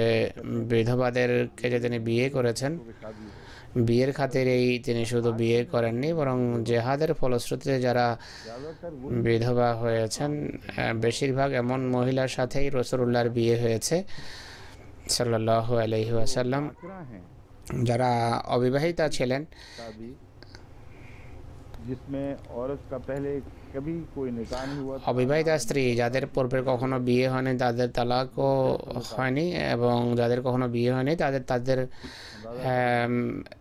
এমন মহিলা শুধু একজন ছিলেন, অর্থাৎ আয়েশা। তো তার कार बना के रसूलुल्लाह सल्लल्लाहु अलैहि वसल्लम को दिखाते हैं। জৈবিক কামনা বাসনার দাস হিসেবে রাসূলুল্লাহকে এরা পেশ করে। हज़रत নাউজুবিল্লাহ। बेवा थी, দেখুন, হযরত সওদাও বিধবা ছিলেন, হযরত জায়নবও বিধবা ছিলেন, ভিন্ন জায়নব। ज़ैनब একজন জায়নব হলে জায়নব বিনতে জাহাশ, যার জায়েদের সাথে বিয়ে হয়েছিল, জায়েদের के पहले ज़ैनब তালাকপ্রাপ্ত স্ত্রী खुज़ैमा জায়নব বিনতে খুজাইমা ছিলেন একজন। हैं, ये भी बेवा थी। ইনিও বিধবা ছিলেন। উম্মে সালমা বিধবা ছিলেন। ज़ैनब बिन जाहश मुतलका थी হযরত জায়নব বিনতে জাহাশ তিনিও তালাক প্রাপ্ত ছিলেন। হযরত উম্মে হাবিবাও বিধবা ছিলেন। और हजरत मैमूना भी হযরত মাইমুনাও বিধবা ছিলেন। और एक वो जो आखिरी हैं हजरत सफिया, उनके मुतालिक जिक्र नहीं आ रहा, वो क्यों नहीं आया? হযরত সাফিয়ার কথা উল্লেখ নেই। लिखा हुआ हाँ हजरत सफिया ये भी बेवाई थी। अच्छा मेरा ख्याल था कि वो হযরত সাফিয়া ও তিনিও सारी बेवाएं हैं जिनसे हजरत सल्लल्लाहु अलैहि वसल्लम তিনিও বিধবা ছিলেন, যাদের সাথে মহানবী সাল্লাল্লাহু আলাইহি ওয়াসাল্লামের বিয়ে হয়েছে। এর বিভিন্ন কারণ আছে, বিভিন্ন হিকমত আছে। এইটা তো বিরাট কোরবানি করেছেন রাসূলুল্লাহ, অনেক বড় ত্যাগ স্বীকার করেছেন। इतनी बीवियों की जिम्मेदारी এত জন স্ত্রীর দায়িত্ব নেয়া এবং তাদের পারস্পরিক সম্পর্ককে ভারসাম্যের গণ্ডিতে রাখা আর বারবার তাদের মাঝে মতভেদের একটি কষ্টদায়ক পরিস্থিতি বেশ কয়েকবার মাথাচাড়া দেয়। রাসূলুল্লাহ সাল্লাল্লাহু আলাইহি সাল্লামের হৃদয়ে তিনি ব্যথিত, তার রাসূলুল্লাহর ব্যথিত হওয়া, আল্লাহর তাকে নির্দেশ দেওয়া যে যদি চাও তাদেরকে সবাইকে তালাক দিতে পারো। और जो नफ्स का मरीज है वो যে ব্যক্তি কামনা বাসনা দাসত্ব করে সে সবাইকে কিভাবে তালাক দিতে পারে? কারণ তার বয়স, যার বয়স 60 বছরে পৌঁছে গেছে, যে সারা জীবন বড় কষ্ট করছেন, যুদ্ধের কষ্ট, ক্ষুধা, পিপাসা, বিভিন্ন পরীক্ষায় জর্জরিত, তার জীবনের চিত্রই ভিন্ন। আর এরা খাদ্য পানীয় শৌখিন, মদদি, শরাবি, তারা ভাবতেই পারে না যে রাসূলুল্লাহ সাল্লাল্লাহু আলাইহি সাল্লামের প্রকৃত রুচি কেমন ছিল, তার ধাত কেমন ছিল, তার ধাত কিসে নির্মিত। তো এরা বাধ্য, এরা বিলাসিতায় অভ্যস্ত, তারা এখানে বসে ধারণা করে, অনুমান করে যে এমন হয়ে থাকবে বা রাসূল এমন ছিলেন, নাউজুবিল্লাহ মিন যালিক। ये तो सब ये এই হলো তাদের রাসূলের ধারণা। अब हजरत मुस्लिम इस्लाम के হযরত মসিহ মউদ আলাইহিস সালাতু ওয়াস সালামের কিছু উদ্ধৃতি এবং এখন আমি আপনাদের সামনে উপস্থাপন করব। फरमाते हैं इस्लाम से पहले তিনি বলেন যে ইসলামের পূর্বে অধিকাংশ জাতিতে বহু বিবাহের প্রচলন ছিল, শত শত এবং হাজার পর্যন্ত সেই সংখ্যা উপনীত ছিল, শত শত হাজার হাজার ছিল সংখ্যা। ইসলাম বহু বিবাহকে বা বহু বিবাহের প্রচলনকে কম করেছে। এইটি কোরআনের একটি বিশেষত্ব যে কোরআন এই অগণিত বিবাহ এবং লাগামহীনতাকে লাগাম পরিয়েছে। এটি অত্যন্ত গুরুত্বপূর্ণ কথা। এই কথা পূর্বে আমি বেশ কয়েকবার বলেছি যে ইসলাম বিয়ের সংখ্যা কমিয়েছে, কিন্তু এদিকে কখনো দৃষ্টি যায়নি যে ঐশী গ্রন্থের ভিতর এটি একমাত্র গ্রন্থ যা এই বিধিনিষেধ আরোপ করেছে, অন্য কোনো গ্রন্থ তা করেনি। তিনি হযরত মসিহ মউদ আলাইহিস সালাতু ওয়াস সালাম বলছেন बेकैदी को रद्द कर दिया। ইসলাম বিবাহের ক্ষেত্রে যে লাগামহীনতা আছে সেটিকে প্রত্যাখ্যান করেছে। ইসরায়েলি জাতির, आपके बयान से आपके सामने रखना चाहता हूँ আমি এখানে একটা গুরুত্বপূর্ণ কথা আপনাদের সামনে উপস্থাপন করতে চাই। কোনো ব্যক্তি ভাবতে পারে কি যে হযরত एक ही शादी की बात ঈসা আলাইহিস সালাম এক বিয়ের কথাই বলেছেন, आपके इर्शादात में कहीं তাঁর উক্তিতে কোথাও দুই বিয়ের উল্লেখ নেই। ये दुरुस्त है। हजरत मसीह के इर्शादात में এটি সঠিক যে হযরত ঈসা আলাইহিস সালামের উক্তিতে দুই বিয়ের উল্লেখ নেই, কিন্তু ইনজিলের এই চ্যালেঞ্জ দেয়া ভুল, কিন্তু ইনজিলের চ্যালেঞ্জ দেয়া ভুল, কেননা যেই কথা তারা राशि है চ্যালেঞ্জ হিসেবে পেশ করে সেই কথা মসিহের এই উক্তির সাথে বিরোধ রাখে तौरात को যে का एक शोषा भी মসিহ বলেছেন যে আমি ঐশী গ্রন্থের একটা বিন্দুকেও রহিত করতে আসিনি।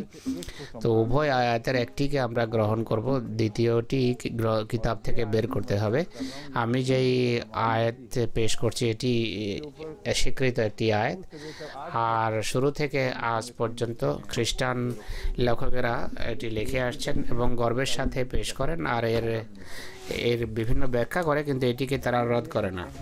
তারা এর ব্যাখ্যা করে যে कि आप तब्दील नहीं कर এর অর্থ হলো তিনি, এর অর্থ এই নয় যে তিনি পরিবর্তন করতে পারবেন না। এর অর্থ হলো তিনি শরীয়তকে পরিপূর্ণতা দিতে এসেছেন, সেটিকে সুন্দর করে দেখিয়েছেন।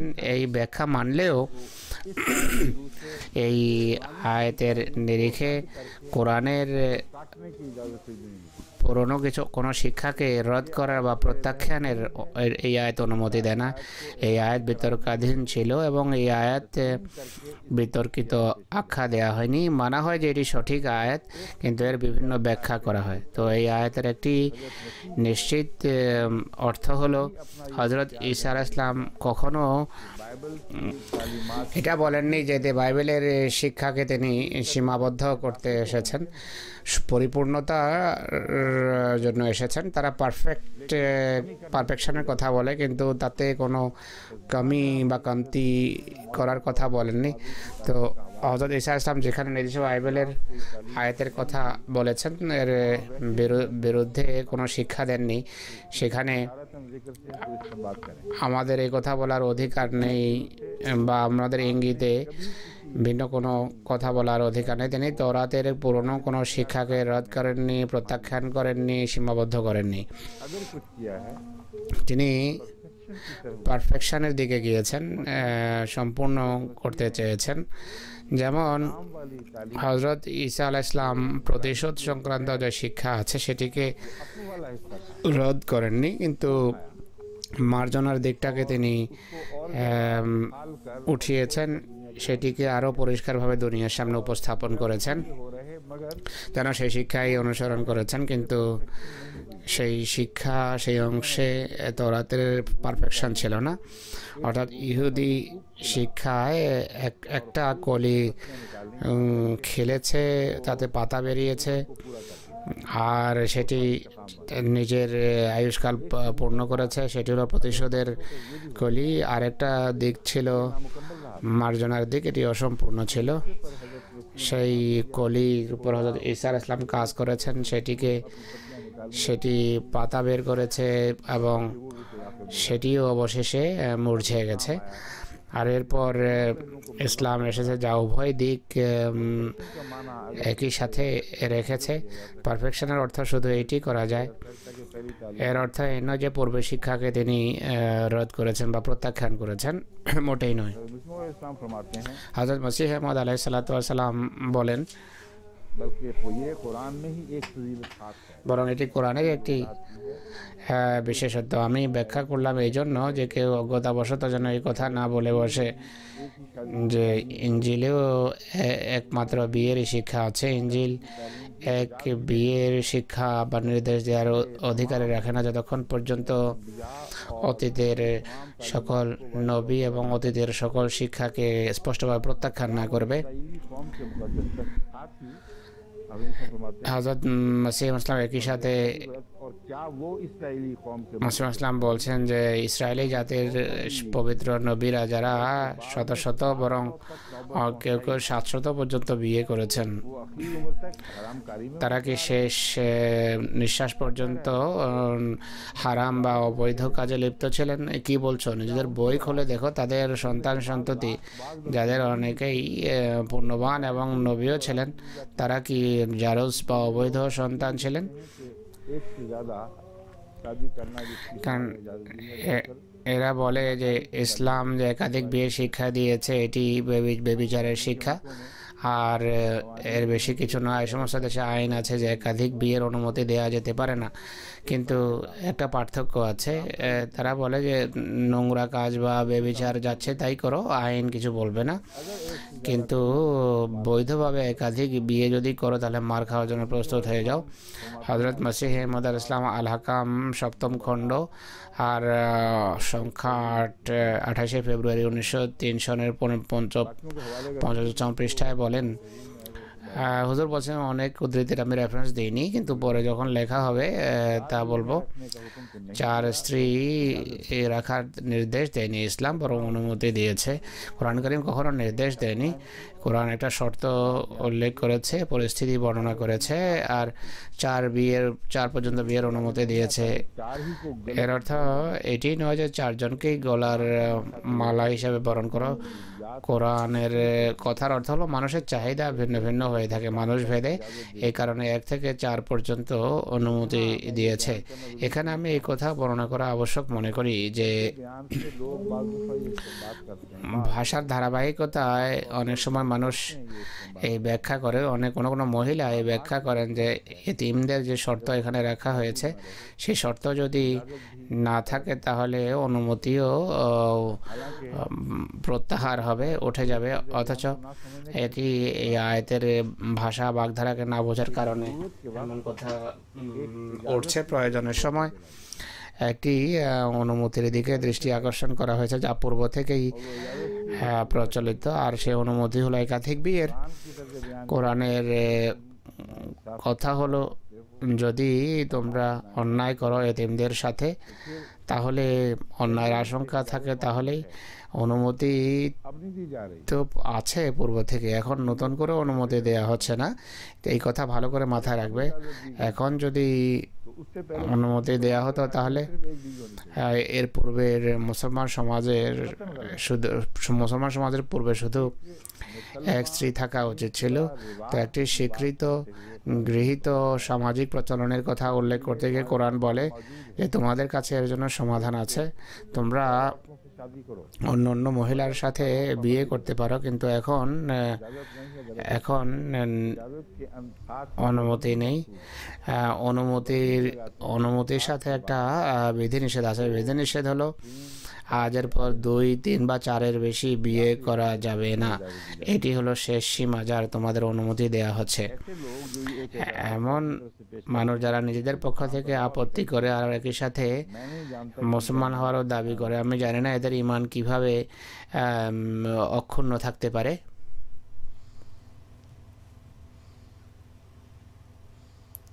ये किसी वो आगे से बात वाज़ेह हो जाए, बाज़ लोगों के मौक़िफ़ के मुतालिक जो मुसलमान कहलाते हुए भी কিছু মানুষ যারা মুসলমান হওয়ার দাবি করা সত্ত্বেও এই আয়াতের ভুল অনুবাদ করে, जो एक एतराज़ মসিমুদ বলছেন যে এটা নিজেরা একটা আপত্তি গড়ে, दावा भी আবার মুসলমান হওয়ারও দাবি করে। करता कि उनका আমি জানি না তাদের ঈমান কিভাবে সম্পূর্ণ হতে পারে। এরা তো ইসলামের বিরুদ্ধে আপত্তিকারী।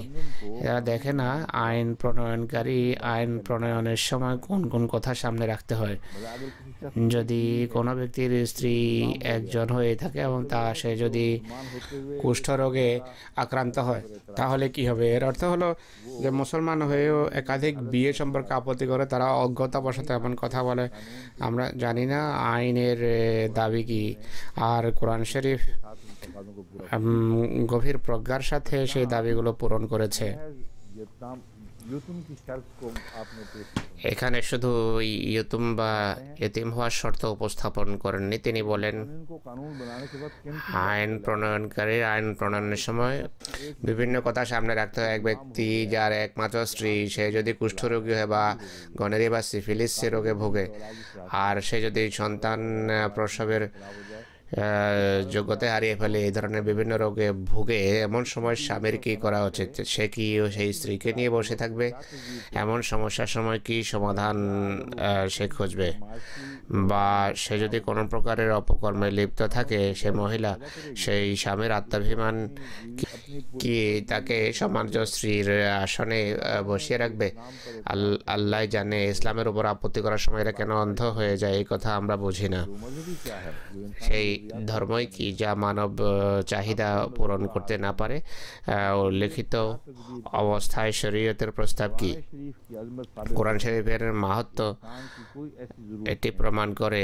কোরআন শরীফের মাহাত্ম্য হলো মানুষের এমন কোনো প্রয়োজন নেই যার সমাধান কোরআন পেশ করেন। এখন ইংল্যান্ডেও এমন সমস্যার কারণে और तलाक शुरू होता जाता है। অজস্র ধারায় বিয়ে এবং তালাক আরম্ভ হচ্ছে। था এক লর্ড সম্পর্কে লেখা হয়েছে যে তিনি দ্বিতীয় বিয়ে করেছেন, অবশেষে শাস্তিও পেয়েছে, কিন্তু সে আমেরিকা চলে যায়। একটু ভেবে দেখো, মানুষের জন্য মানুষের এমন প্রয়োজন দেখা দেয় কিনা যখন তাকে একাধিক বিয়ে করতে হয়। যদি এমন প্রয়োজন দেখা দেয় আর সুরাহা যদি না থাকে,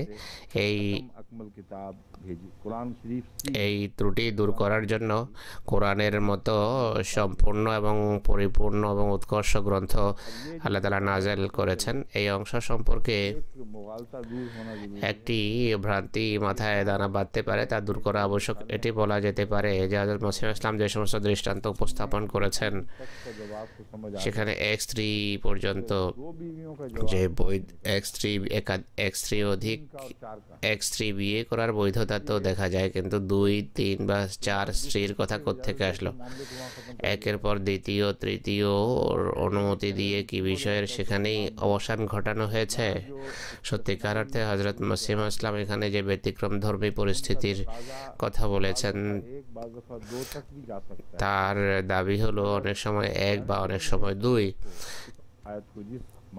কিন্তু কোরআন এই আয়াত যে স্থানে উল্লেখ করেছে তা স্পষ্টত যুদ্ধের পর সৃষ্ট পরিস্থিতির অবসানের একটা চিত্র, এমন একটা চিত্র অঙ্কন করেছে যার পূর্বে এমন কোনো ভয়াবহ যুদ্ধ হয়েছে বা এমন পরিস্থিতি দেখা দিয়ে যে কারণে পুরুষের সংখ্যা কমে গেছে আর মহিলার সংখ্যা বেশি, আর অনেক বিধবা সৃষ্টি হয়েছে, বিধবার সংখ্যা বেড়ে গেছে। এমন পরিস্থিতিতে একটি অধিক বিয়ে কি যথেষ্ট হতে পারে?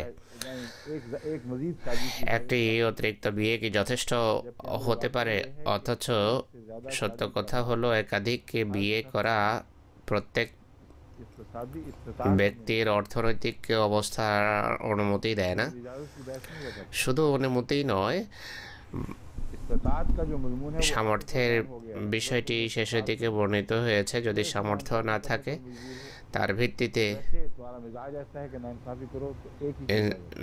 তোমাকে অন্যায় করার অনুমতি নেই, বা তোমার প্রকৃতি যদি অন্যায়েরই হয়ে থাকে তাহলে তারও ইসলামে অনুমতি নেই।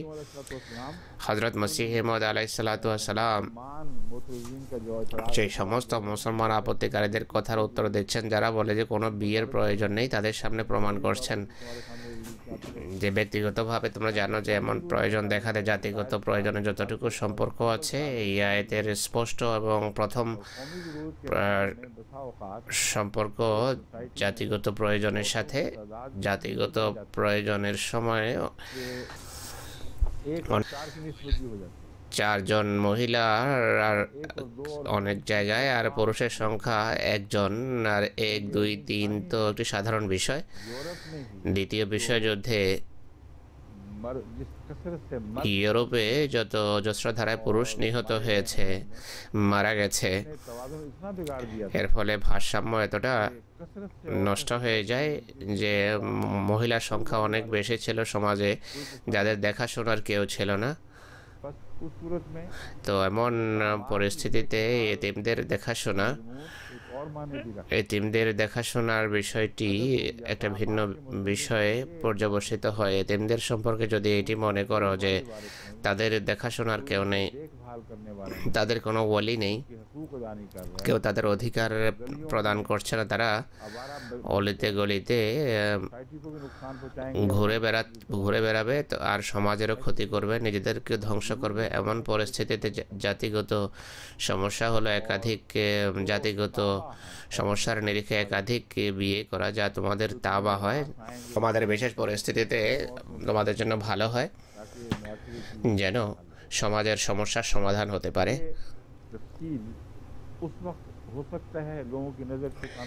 এই বিস্তারিত চিত্র হয়তো তখন মানুষের সামনে ছিল না। স্থানীয় প্রয়োজনের নিরিখে সমস্ত মুফাসসির এবং মুহাদ্দিস কথা বলেন, তখন এমন ব্যাপক প্রয়োজন দেখাই দেয়নি। अपने पेश नजर रखते हुए এই আয়াতে শুধু সেই পরিস্থিতিকে সামনে রেখে কথা বলেনি। কোরআন কারীম যেহেতু এক সকল যুগের करीम का इतलाक জন্য একটি গ্রন্থ, কোরআন যেহেতু সকল যুগের ক্ষেত্রে প্রযোজ্য, তাই সকল যুগের को पेश नजर रखते বিশ্ব চাহিদাকে সামনে রেখে কোরআন কথা বলে। তাই এই আয়াত এর তুলনায় আরও ব্যাপক, যতটা पर नजर रखने से সেই সময়কার অবস্থার নিরিখে মনে হয় সেটি সাময়িক অবস্থা ছিল, কিন্তু जो वसी असर है और बहुत এর যে ব্যাপক প্রভাব আছে, এর সর্বব্যাপী যে প্রভাব আছে সারা পৃথিবীর বিভিন্ন জাতির সাথে এর যে সম্পর্ক আছে। আর প্রথম বিশ্বযুদ্ধ ও দ্বিতীয় বিশ্বযুদ্ধে মহিলার সংখ্যা অসাধারণভাবে বৃদ্ধি পাওয়া, हुक्म का फुकदान के एक से ज्यादा शादी कर सकते আর এই নির্দেশ না থাকা যে একাধিক বিয়ে করা যাবে না, পাশ্চাত্যের এই সিদ্ধান্ত পৃথিবীর এমন ক্ষতি করেছে যে যা আজ পর্যন্ত ভাবা যায় না। সে সম্পর্কে কিছু উদ্ধৃতি আছে যা আমি পরে আপনাদের পড়ে শোনাবো। मेरी सवाल जवाब की আমার প্রশ্নোত্তর অধিবেশনে এই প্রশ্নগুলো যখন উঠানো হয়, हुआ कि ना उठाई বিরল এমন হয় যখন এমন প্রশ্ন উঠানো হয় না, কেন ইসলামের বিরুদ্ধে মহিলাদের হৃদয়ে কুধারণা সৃষ্টির জন্য অমুসলিমদের কাছে সবচেয়ে বস্ত্র এটি, এবং মহিলাকে দিয়েই প্রশ্ন করানো হয়। ये जवाब दे আর আমি যখন এই উত্তর দেই, अल्लाह ताला के আল্লাহ তাআলার ফজলে এখানে এখন मयार बोला যেহেতু ইনসাফের মান অনেক উন্নত, मुहक्किकीन এদের साहब का मयार हो या ना हो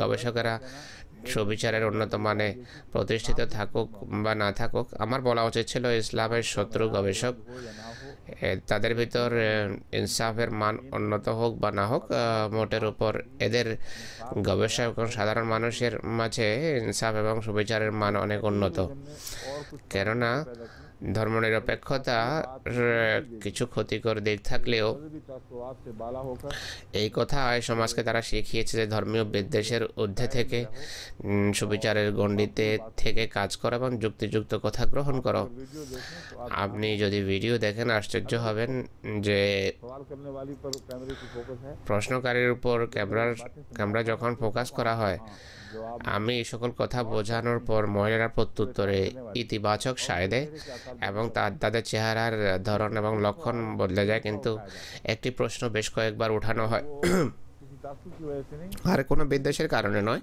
इसका ख्याल दिमाग में আর एमनिতেই তাদের আসলে মাথায় একটা ধারণা জাগে যে আচ্ছা, পুরুষকে যদি অনুমতি দেয়া যেতে পারে তাহলে हो सकता है এটিও তো হতে পারে औरतें যে অনেক ক্ষেত্রে পুরুষের সংখ্যা বেড়ে যাবে, মহিলার সংখ্যা কম, और ये इम्कान भी আর এই সম্ভাবনা থাকতে পারে। एक से ज्यादा তো একই সময় मर्दों से একাধিক বিয়ের কেন অনুমতি দেয়া যায় না, একাধিক স্বামীর সাথে কেন বিয়ের অনুমতি দেয়া যায় না? হুজুর বলেন যে একবার, আমি তাদের উত্তর দেই, একবার আইন প্রণয়নের পর কোনো এক ব্যক্তিকে তুমি কোনো এক জায়গায় বাধ্য করতে পারবে না। सोसाइटी में क्या উভয়টি যদি একই সাথে জারি হয়ে যায়, সমাজে दिखा देते কী চিত্র সামনে আসবে আমি আপনার সামনে তুলে ধরি। এক ব্যক্তি 4টি বিয়ে করে, उसकी बीवियां भी उसी मिजाज की তার স্ত্রীরাও একই ধরনের। তারা বলে যে যদি একাধিক বিয়ে করার অনুমতি থাকে আমি কেন করব না? প্রত্যেক স্ত্রী যদি আরও 3জন স্বামীর সাথে সম্পর্ক স্থাপন করে, আর প্রত্যেক शादीशुदा बीवी ने পুরুষ যার সাথে এই মহিলা বিয়ে করেছে, সে কেন বলবে না যে আমি আরও অধিক করতে পারি? সে আরও 3 মহিলাকে যদি বিয়ে করে, সেই 3 জনেরও তো অধিকার আছে আরও তিনজন পুরুষের সাথে বিয়ে করার। क्या तस्वुर रहे তো প্রশ্ন হলো তখন পরিবারের চিত্র এবং ইউনিট কেমন থাকবে? কত বড় শহর এবং কত বড় দেশে ছড়িয়ে যাবে এই পরিবার? কিন্তু वो ये है कि আমি তাদেরকে বলি এছাড়া আরও একটি সমস্যা আছে। একাধিক স্ত্রী যদি কেউ যদি একাধিক মহিলাকে বিয়ে করে, कह सकते हैं প্রত্যেক বাচ্চার সম্পর্কে আমরা বলতে পারি যে এটি অমুক পুরুষের সন্তান, कानूनी तकाजे पूरे करने আর আইনগত দায়িত্ব পালনের জন্য সেই পুরুষের উপর বোঝা চাপানো যেতে পারে। কিন্তু এমন সমাজ যেখানে তিনজন স্বামী বা 4জন স্বামী আছে, সেখানে বাচ্চা কার হবে? कौन जिम्मेदारियां কে দায়িত্ব নেবে? কে বোঝা বহন করবে বাচ্চার? इकट्ठे तलाक दिया करेंगे সবাই কি একত্রেই তালাক দেবে, নাকি একজন তালাক দিলে এর ফলে কি সমস্যা দেখা দেবে? कि क्या न উত্তরাধিকারের কি প্রশ্ন উঠবে? এই জটিলতা যখন তাদের সামনে তুলে ধরা হয় তখন তো অবাক করে তারা। एक से ज्यादा তো একাধিক और इससे ज़्यादा और পুরুষের সাথে বিয়ে कोई इम्कान नहीं है। বিয়ের একই সাথে কোনো সুযোগ নেই, এটি হতে পারে না, এর ফলে অনেক ক্ষতি হবে। और हज़रत मुस्लिम अलैहिस्सलाम का एक और হযরত মসিহ মউদের আরেকটি উদ্ধৃতি আপনাদের সামনে আমি তুলে ধরছি।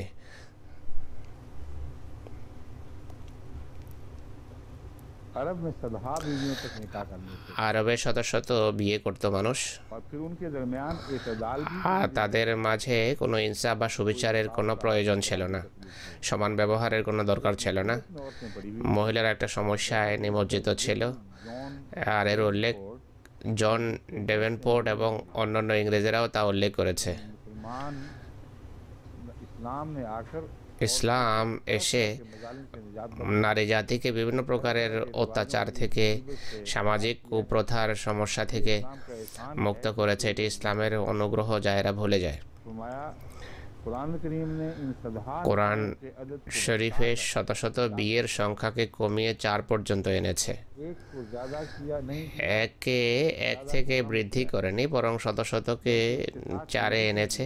বরং কোরআন একই সাথে এই কথাও বলেছে যে ওয়াইন খেফতুম আল্লাহ তা'দিলু ফাওয়াহিদা, अगर तुम যদি অর্থাৎ इनमें एतदाल ना रखो যদি চাই 4-এর মাঝে সুবিচার করতে না পারো তাহলে कोई कुरान একজনকেই বিয়ে করো। তো কেউ কোরআনের যুগের প্রতি দৃষ্টিপাত করে তাহলে দেখবে যে পৃথিবীতে रात तक पहुंच गया বহু বিবাহ সকল সীমা লঙ্ঘন করে যায়, আর ভারসাম্য साथ बर्ताव होता था। অনেক অন্যায় ব্যবহার হতো মহিলাদের সাথে। कुरान ने दुनिया সে যদি ভাবে তাহলে তাকে স্বীকার করতে হবে যে কোরআন পৃথিবীর উপরে অনুগ্রহ করেছে, যে সেই সমস্ত ভারসাম্যহীনতার कानून থেকে সমাজকে মুক্ত করেছে। কিন্তু প্রকৃতির নিয়ম এমন যে অনেক সময় সন্তানের বাসনা, স্ত্রীর বন্ধা बीमार होने की বা স্থায়ী বা চিররোগী হওয়ার কারণে বা এমন রোগের কারণে যে রোগের ফলে সহবাস অসম্ভব হয়ে যায়, যা যা হতেই পারে কোনো কোনো সময়।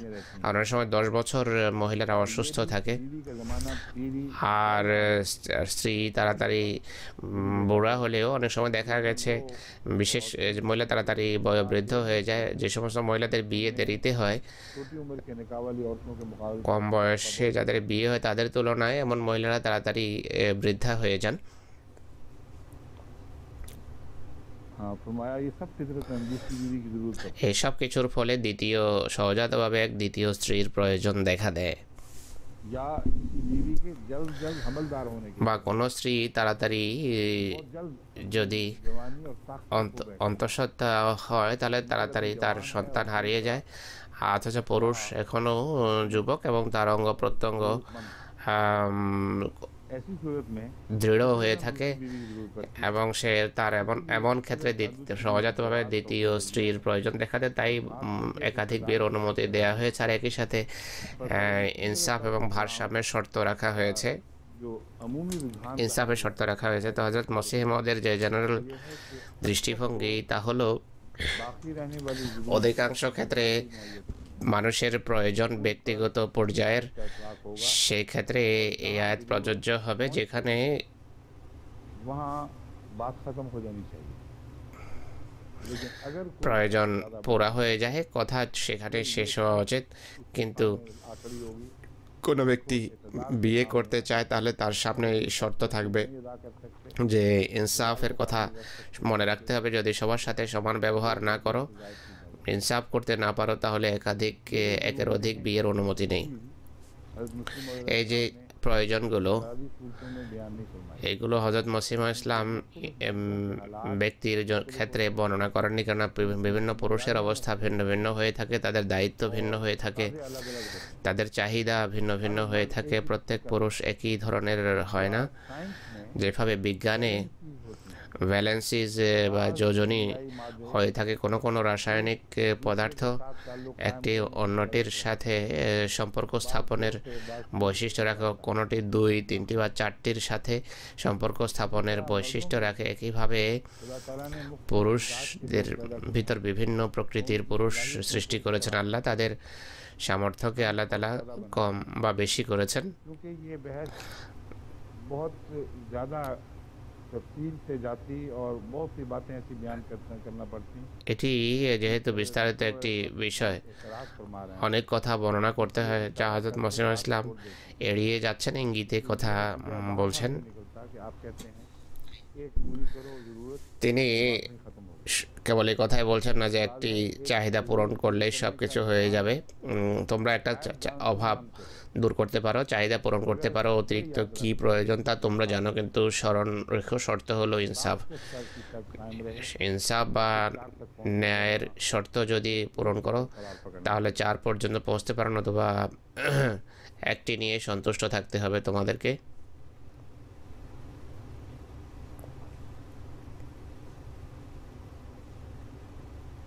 फिर हज़रत मुस्लिम अलैहिस्सलाम এরপর হযরত মসিহ মউদ আলাইহিস সালাতু ওয়াস সালাম फरमाते हैं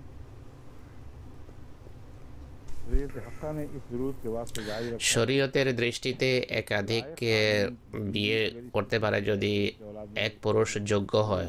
স্ত্রী যদি সন্তান জন্ম দিতে না পারে তাহলে বিয়ে করতে পারে। তিনি আরও বলেন, পাদ্রীরা দ্বিতীয় বিয়েকে বেবিচার আখ্যা দেয়। तो फिर पहले अम्बिया के निस्बत তো প্রথম প্রশ্ন হলো, পূর্বের নবীদের সম্পর্কে আপনাদের মতামত কি? হযরত সুলাইমানের বেশ কয়েক শত স্ত্রী ছিলেন, কিভাবে দাউদেরও? নিয়ত যদি পবিত্র হয়, তাকওয়ার খাতিরে যদি হয়, 10-20 জন স্ত্রী করাও পাপ নয়।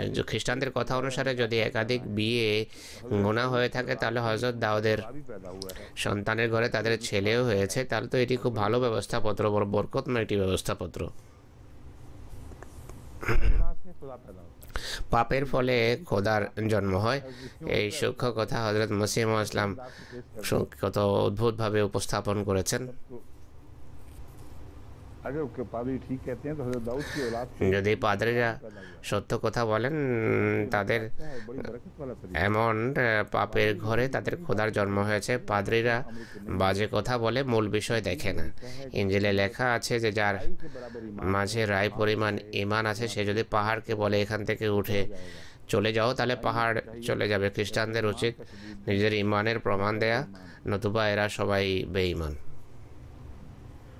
आगे फरमाते हैं ये कैसी बेइंसाफी है। তিনি আরও বলেন যে এটি কত বড় অন্যায়। सौ पाक नबियों ने যাদের পবিত্র নবীরা শত শত বিয়ে করেছে একই সময়ে, 2 या 3 बीवी তারা 2, 3 বা 4 জন স্ত্রীকে বিয়ে করা একসাথে এটাকে গুনাহ কবিরা মনে করে, বরং এই কাজকে তারা বেবিচার আর হারাম কর্ম আখ্যা দিয়ে থাকে। अपने मुसल्लम তিনি আরও বলেন या के हालात তারা তাদের নিজেদের স্বীকৃত নবীদের অবস্থার ईमानों पर উপর দৃষ্টি রাখে না, অন্যায়ভাবে মুসলমানদের উপর আক্রমণ করে। नहीं है कि जैसे मजहूल में बात हो जिसे खाया जाता है।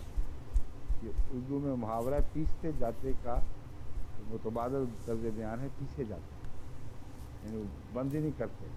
অর্থাৎ রাগের কারণে বারবার দন্ত পেষণ করে, দাঁত পেষণ করে তারা। नाक दांत पीछे जाते हैं। शर्म की बात है লজ্জার বিষয় হলো যারা স্বীকার করে যে হযরত ঈসা আলাইহিসসালামের দেহ এবং অস্তিত্বের প্রতিটি বিন্দু এবং মূল মায়ের সাথে সম্পর্কযুক্ত, এটি তো সেটি সে বহু বিবাহ যা হযরত মসির পিতা দাউদ করেছেন। 2-3 নয়, বরং 100 এর কাছাকাছি বিয়ে করেছেন। इससे ज़्यादा बीवी को ज़ना करने की माने একাধিক তারা मानने के बावजूद এই কথা মানা সত্ত্বেও এরা একাধিক বিয়েকে বেবিচার বলে, दूसरे की तरफ आयल होता है। আর এই কথা হযরত মরিয়ম সিদ্দিকার বিরুদ্ধে যায়। तमाम আদৌ চিন্তা করে না এই কথা বলতে, এবং সমস্ত অশিষ্টাচার बेदबी करते সত্ত্বেও তারা হযরত মসিহকে हैं। मोहब्बत का ভালোবাসার दाबी করে। जानना चाहिए জানা উচিত कि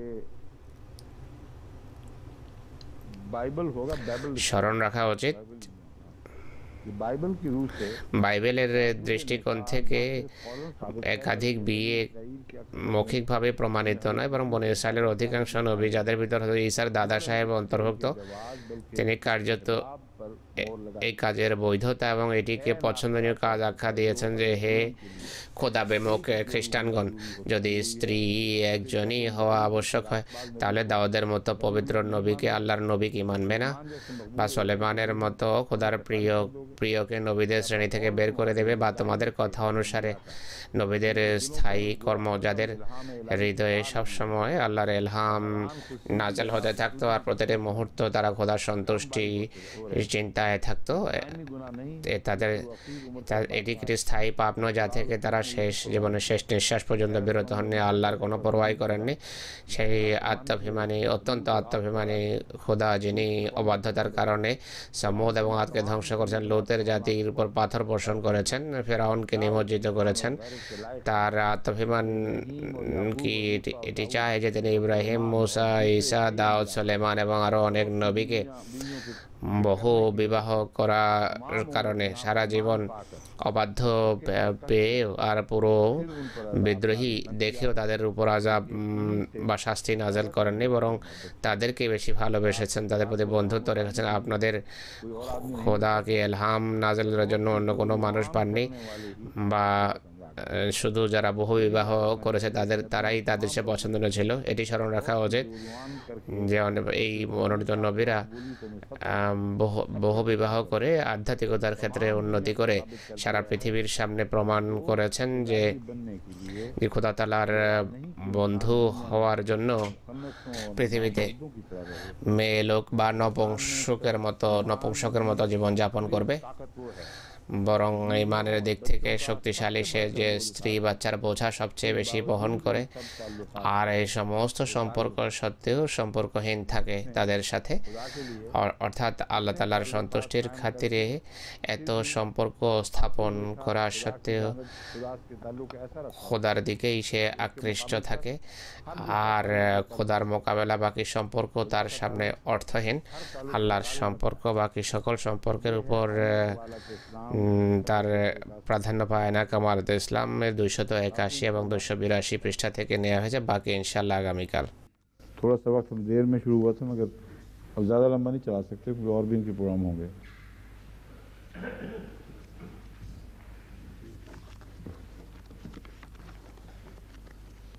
अच्छा, अस्सलाम वालेकुम, ये उठा के